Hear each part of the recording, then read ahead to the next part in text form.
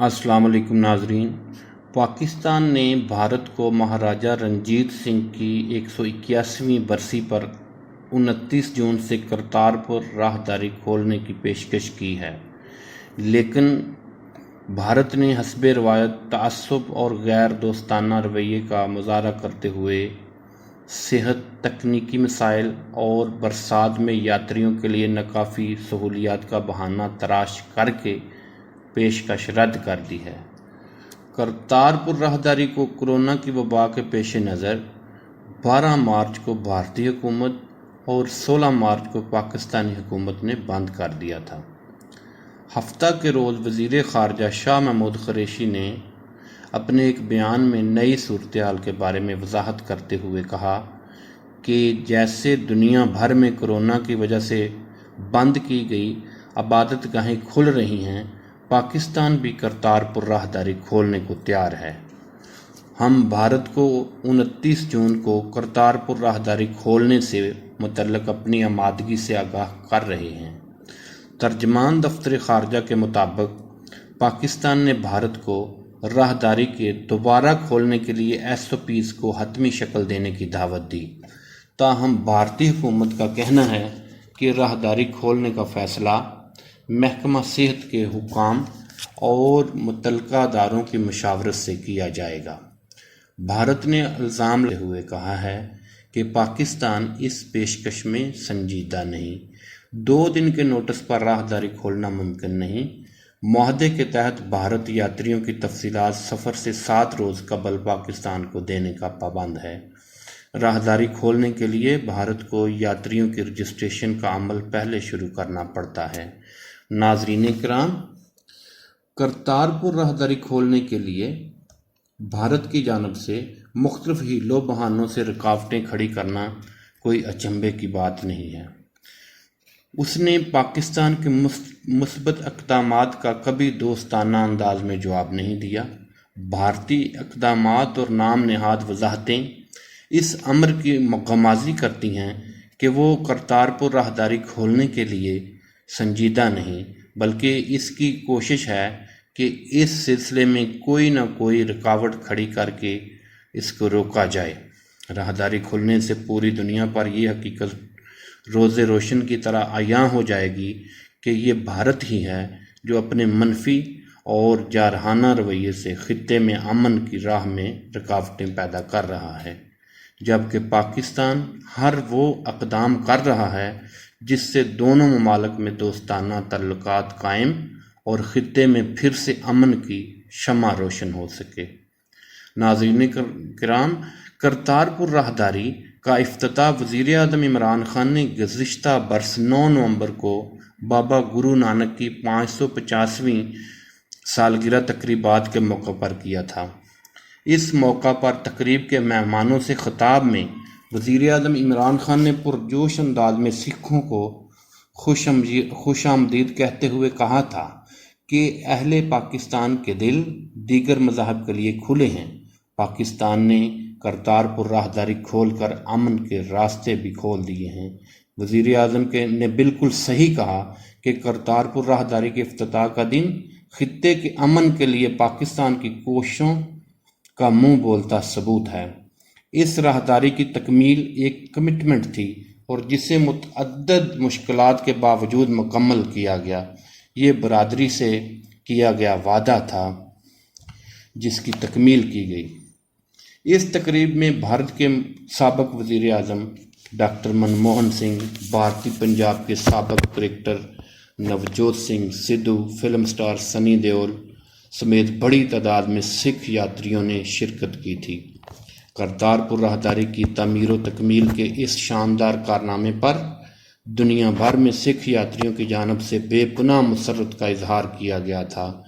पाकिस्तान ने हमेशा रवादारी का मुजाहरा करते हुए दीगर मज़ाहब के लोगों के लिए तमाम सहूलतें और आसानियाँ बहम पहुँचाने की भरपूर कोशिश की है। तर्जमान दफ्तर ख़ारजा का कहना था कि करतारपुर राहदारी खोलकर सिख यात्रियों और आलमी बरादरी की दरीना ख्वाहिश पूरी की गई है। करतारपुर राहदारी सही मानों में अमन और मजहबी हम आहंगी की अलामत है। بھارت سمیت دنیا بھر میں سکھ برادری کی جانب سے حکومت پاکستان کی اس اقدام کو بھرپور طور پر سراہا گیا۔ پاکستان نے جہاں دیگر مذاہب کے لوگوں کو ہر قسم کی مذہبی آزادیاں دی ہیں، وہیں اس نے اپنے ہمسایہ ممالک کے ساتھ بہتر تعلقات ہموار کرنے کے لیے ہر ممکن اقدام کیا ہے۔ پاکستان نے بھارت کے ساتھ تمام تنازعات حل کرنے کے لیے متعدد بار اسے مذاکرات کی دعوت دی، لیکن اس نے کوئی نہ کوئی بہانہ تراش کر کے ان کوششوں کو سبوتاژ کیا۔ بھارت کی جانب سے LOC کی خلاف ورزی معمولی بن چکی ہے۔ پاکستان کے بار بار احتجاج کے باوجود بھارتی افواج سرحدی خلاف ورزیوں سے باز نہیں آ رہی۔ بھارت پاکستان کو زگ پہنچانے کا کوئی موقع ہاتھ سے جانے نہیں دیتا۔ گزشتہ دنوں میں بھی سفارتی آداب کی کھلم کھلا خلاف ورزی کرتے ہوئے نئی دہلی میں پاکستانی ہائی کمیشن کو بھارتی سیکیورٹی فورسز اور ایجنسیوں کے اہلکاروں نے بلا جواز گھیرے میں لے کر سفارتکاروں کو دھمکانا شروع کر دیا۔ بھارتی حکومت نے اپنی غنڈہ گردی کا مظاہرہ یہیں تک محدود نہیں رکھا، بلکہ اس نے پاکستانی ہائی کمیشن کے آدھے عملے کو ملک چھوڑنے کا حکم بھی جاری کر دیا ہے، جس کے جواب میں پاکستان نے بھی بھارتی ہائی کمیشن کو 50% عملے کو ملک چھوڑنے کا حکم دے دیا ہے۔ اس صورتحال پر تبصرہ کرتے ہوئے وزیر خارجہ شاہ محمود قریشی نے بالکل صحیح کہا کہ چین کے ہاتھوں شرمندگی کے باعث بھارت منہ چھپاتا پھر رہا ہے۔ پاکستانی سفارتی عملے پر بھارتی الزامات بے بنیاد ہیں۔ وہ فالس فلیگ آپریشن کے ذریعے بہانے تراش کر رہا ہے۔ بھارتی الزامات پر خاموش نہیں بیٹھیں گے، ہم بھی اس کا بھرپور جواب دیں گے۔ پاکستان عالمی برادری کو بھارت کے غیر ذمہ دارانہ اقدامات سے خطے کے امن و سلامتی کے لیے بڑھتے ہوئے لاحق خطرات سے مسلسل آگاہ کر رہا ہے۔ بالخصوص مقبوضہ کشمیر میں بھارتی فوج کی جانب سے انسانی حقوق کی سنگین خلاف ورزیاں اقوام متحدہ کے چارٹر اور اصولوں کے منافی ہیں، لیکن تشویشناک امر یہ ہے کہ عالمی برادری بھارتی جارحیت کا قطعی کوئی نوٹس نہیں لے رہی، بلکہ امریکہ سمیت دیگر یورپی ممالک بھارت کے ساتھ اپنی تجارتی تعلقات مضبوط سے مضبوط تر بنانے کے لیے کوشاں اور مختلف عالمی فورم پر بھی اس کی حمایت کر رہے ہیں، جس کی واضح مثال گزشتہ دنوں بھارت کا اقوام متحدہ کی سلامتی کونسل کا غیر مستقل رکن منتخب ہونا ہے۔ جو ملک اقوام متحدہ کی قراردادوں کی پاسداری نہیں کر رہا، یہاں تک کہ اس نے اپنے ملک میں بھی مسلمانوں کے خلاف بڑے پیمانے پر انسانی حقوق کی خلاف ورزیوں کا سلسلہ شروع کر رکھا ہے، اس کا سلامتی کونسل میں غیر مستقل رکن کی حیثیت حاصل کرنا کئی سوالات کو جنم دیتا ہے۔ ناظرین کرام، دنیا جانتی ہے کہ پاکستان میں موجود ہندوؤں اور سکھوں کے مقدس مقامات کی نہ صرف مکمل دیکھ بھال ہوتی ہے، بلکہ ان مقامات کی یاترا کرنے کے لیے آنے والوں کو بھی حتی المقدور سہولیات فراہم کی جاتی ہیں۔ 23 جون کو اسلام آباد کے سیکٹر H92 میں ہندو برادری کے مندر کے لیے 4 کنال جگہ مختص کر کے تعمیر کا آغاز کر دیا گیا ہے۔ اس مندر کا سنگ بنیاد رکھنے کی تقریب کے مہمان خصوصی تحریک انصاف کے رکن قومی اسمبلی اور پارلیمانی سیکرٹری برائے انسانی حقوق لال ملی تھے۔ ان کا کہنا تھا کہ یہ پاکستان کے مثبت کردار کی علامت ہے کہ انڈیا میں مساجد ویران کی جا رہی ہیں اور یہاں پاکستان میں مندر آباد کیے جا رہے ہیں۔ اس مندر کی تعمیر میں 10 کروڑ روپے کی لاگت آئے گی اور وزیر اعظم نے یقین دہانی کرائی ہے کہ فنڈز جلد جاری کیے جائیں گے۔ یہ ہے پاکستان کا وہ روشن چہرہ جس پر پاکستان میں جرمن سفیر نے اپنے ٹویٹ میں لکھا ہے کہ یہ جان کر خوشی ہوئی ہے کہ اسلام آباد میں پہلا ہندو مندر بن رہا ہے اور حکومت اس کے تمام اخراجات برداشت کر رہی ہے۔ پاکستان میں اقلیتیں مکمل آزاد ہیں۔ یوں سمجھ لیجئے کہ یہ ہمارے پیارے ملک کا مثبت اور بہتر سمت کی طرف چھوٹا سا قدم ہے۔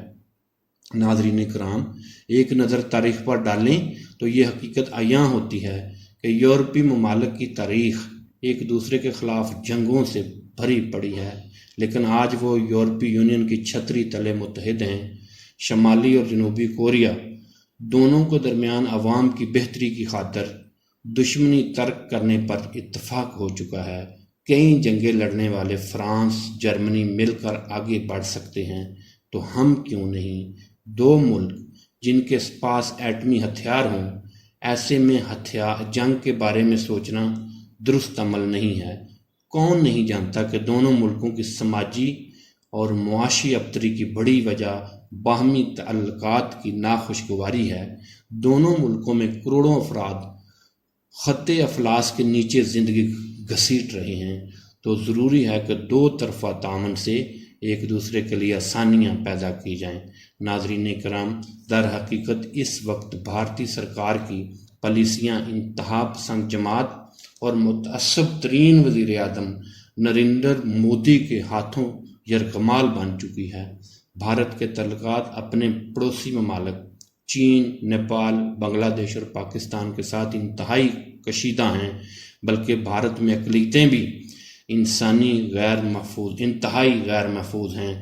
کوئی پوچھے بھارت سے، آپ کی کسی سے بنتی کیوں نہیں؟ آخر دماغ اور مزاج میں کہاں خلل ہے جو بھارت نے خطے کا امن تہہ بالا کر دیا ہے؟